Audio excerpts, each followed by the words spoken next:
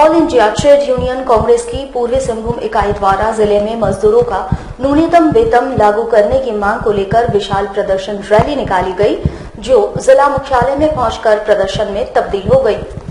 इनके द्वारा हाथों में बैनर पोस्टर लेकर जोरदार प्रदर्शन किया गया। गौरतलब है कि केंद्र सरकार की तरफ से पूर्व में ही 437 रुपए न्यूनतम मजदूरी मजदूरों के लिए तय की गई है, परंतु जिले में तथा झारखंड राज्य में ये न्यूनतम मजदूरी मजदूरों को नहीं दी जा रही है।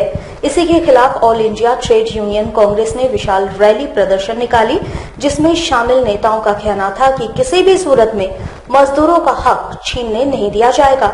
इन्होंने राज्य के राज्यपाल के नाम एक मांग पत्र सौंपते हुए कहा कि राज्य में मजदूरों के लिए न्यूनतम मजदूरी के प्रावधान को अविलंब लागू किया जाए। 17 को माननीय प्रधानमंत्री के द्वारा पूरे देश के लिए न्यूनतम मजदूरी की घोषणा की गई। अभी तक झारखंड सरकार के द्वारा वो अधिसूचना नहीं जारी किया गया है, जिसके चलते झारखंड के मजदूर प्रभावित हो रहे हैं। आज उसी को लेकर के, उन्हीं की मांग को लेकर के कि मिनिमम वेज प्रतिदिन 437 रुपया किया जाए, इसको लेके महामहिम राज्यपाल के नाम एक पत्र AITUC सिंहभूम जिला DC महोदय को सौंपने आया है और हम लोग मांग करते हैं कि जल्द से जल्द इसकी अधिसूचना जारी किया जाए ताकि झारखंड के मजदूर भी खुशहाल हो सके। जमशेदपुर के बागबेड़ा थाना अंतर्गत रामनगर के रहने वाले पुट्रू नामक युवक को अज्ञात अपराधियों ने गोली मारकर मौत की नींद सुला दी। बताया जा रहा है कि पुट्रू बागबेड़ा थाने का ड्राइवर था और वो रात्रि ड्यूटी करने के बाद तड़के जब अपना घर पहुंचा तभी 4 की संख्या में अपराधियों ने अंधाधुंध फायरिंग शुरू कर दी। वहीं पुट्रू को 4 गोली लगी है। घायल को इलाज के लिए आनंद फानन में TMH लाया गया, जहां डॉक्टरों ने उसे मृत घोषित कर दिया।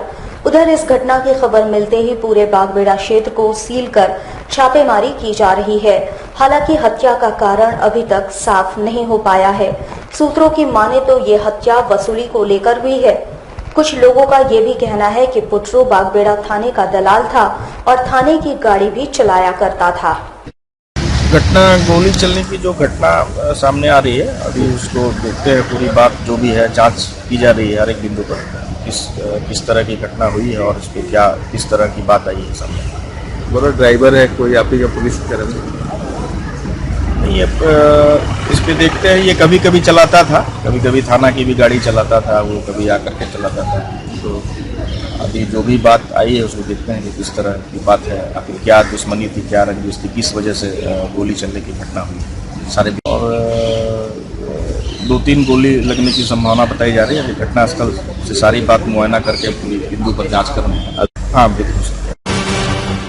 जमशेदपुर के बिष्टुपुर स्थित Norway Ram Hansraj English school के द्वारा BPL बच्चों का नामांकन नहीं किए जाने के विरोध में अभिभावक संघ के लोग स्कूल परिसर में अनिश्चितकालीन धरने पर बैठ गए हैं।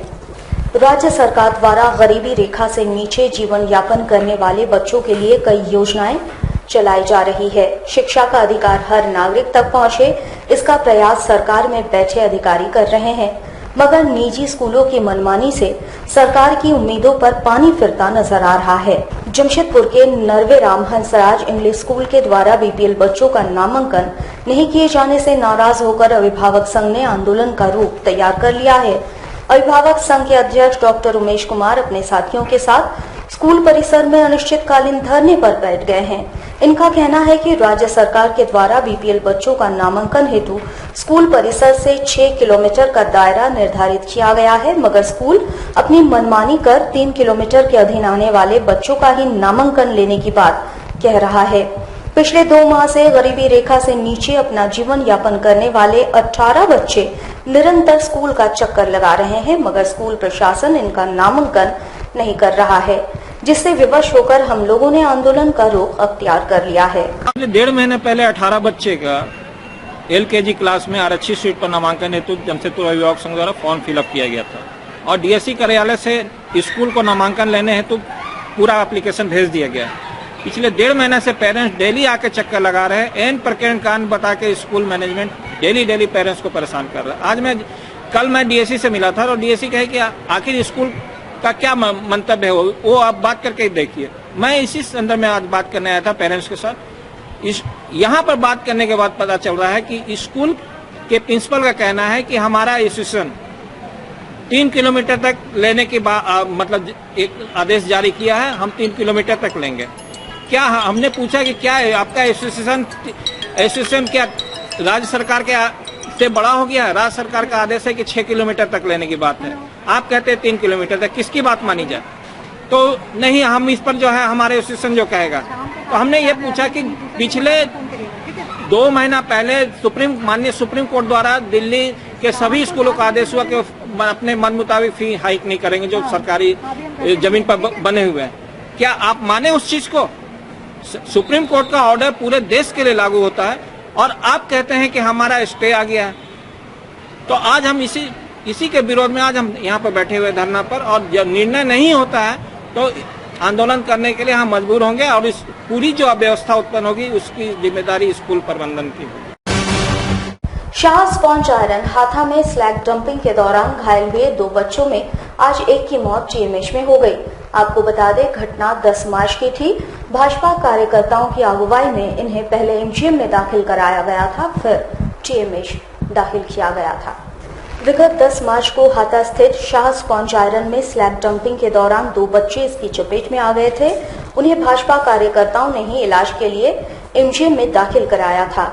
आज घायल एक बच्चे की इलाज के दौरान मौत हो गई। बच्ची की स्थिति को देखते हुए बेहतर इलाज के लिए उसे जीएमएच लाया गया था। 11 साल की मनसा कुमारी ने आज यहां दम तोड़ दिया। सूचना पाकर भाजपा कार्यकर्ता जीएमएच पहुंचे, वहीं शाह स्पॉन्ज आयरन कंपनी के अधिकारियों को भी यहां बुलाया गया। मृतक के परिजनों ने 5 लाख मुआवजा व नौकरी की मांग पर अड़े थे। समाचार लिखे जाने तक इस विषय पर फाइनल वार्ता नहीं हो पाया था। विगत 11 तारीख को हाथा शाह स्पंज आयरन के द्वारा स्लैग डंपिंग के दरमियान 2 छोटे बच्चे उसके चपेट में आ गए थे। गर्म स्लैग डंपिंग के चलते दोनों बच्चे की स्थिति काफी भयावह हो गई थी, जिसमें से भारतीय जनता पार्टी कार्यकर्ताओं के माध्यम से दोनों बच्चों को 16 तारीख को एमजीएम हॉस्पिटल में भर्ती कराया गया और इलाज के दरमियान जब स्थिति खराब हुई तो लड़की को लाकर टीएमएच में कल एडमिट कराया गया था। इसमें से आज टीएमएच में लड़की की मौत हो गई। शाह स्पंज आयरन के मालिक और उनके जीएम से हम लोगों ने बात की है, लेकिन अभी तक समस्या का निदान नहीं हुआ है। उनके परिवार के सदस्यों की यह मांग है कि उनके पिताजी को नौकरी और 5 लाख रुपया मुआवजा, ताकि उनकी जीविका अच्छे तरीके से चल सके। और एक बच्ची की मौत के पश्चात और 2 बच्ची उसके घर में हैं, ताकि उसका भरण पोषण लालन पालन कर सके।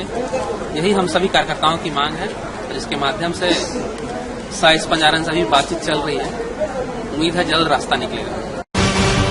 जमशेदपुर शहर में फिर से एक बार एक कुपुत्र की करतूत सामने आई है, जहां बेटा अपनी मां को लावारिस हालत में बीच सड़क पर छोड़कर फरार हो गया है। कुछ समाज सेवियों ने वृद्ध महिला को सहारा दिया है। बताया जाता है कि वृद्ध महिला का नाम देव कुमार देवी है और पिछले लगभग 3 दिनों पहले उसके पुत्र ने ही उसे मानगो के ओल्ड पुरुलिया रोड में एक दुकान के बाहर छोड़कर फरार हो गया था। वृद्ध महिला इतनी लाचार है कि वो ठीक से चल भी नहीं पाती। 2 दिनों तक क्षेत्र के दुकानदारों ने महिला की देखभाल की, जिसके बाद मंगलवार को ब्राह्मण युवा शक्ति संघ के सदस्यों ने मौके पर पहुंचकर वृद्ध महिला को एमजीएम अस्पताल लेकर गए और इनका मेडिकल इलाज करवाया गया, जिसके बाद महिला को वृद्धाश्रम में रखवा दिया गया है। वहीं संघ द्वारा इनके बेटे की तलाश की जा रही है। संघ के सदस्यों ने इस दौरान कहा कि ये बहुत ही शर्म की बात है कि आज के इस आधुनिक युग में पुत्र अपने ही माता पिता को भूलते जा रहे हैं और इस तरह से उन्हें प्रताड़ित भी कर रहे हैं। जरूरत है कि समाज के लोग अपने बुजुर्गों की भावनाओं को समझे और उनका आदर करें।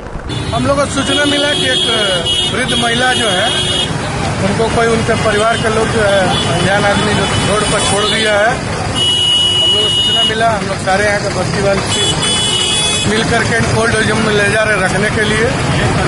अभी इनका एमजीएम में ले जाकर चेकअप कराएंगे। चेकअप के बाद इनको ओल्ड एज होम में इनका फॉर्म भर दिए हैं, ले जाकर के वहाँ रखेंगे। जो उनको उचित लगेगा हम लोग उनको सहयोग के रूप में भी देने के लिए। पहले महिला कुंवर बस्ती में रहती थी। इनके 2 बेटे हैं। अभी बेटों का आता पता नहीं चल रहा। हम लोग प्रयास कर रहे हैं उनका आता पता करने के लिए अगर पता लग जाता है उनको बेटों को बुला करके समझाया जाएगा। किसी के भी इस तरह के परिवार के साथ, अपने गार्जियन के साथ इस तरह का दुर्व्यवहार नहीं होना चाहिए।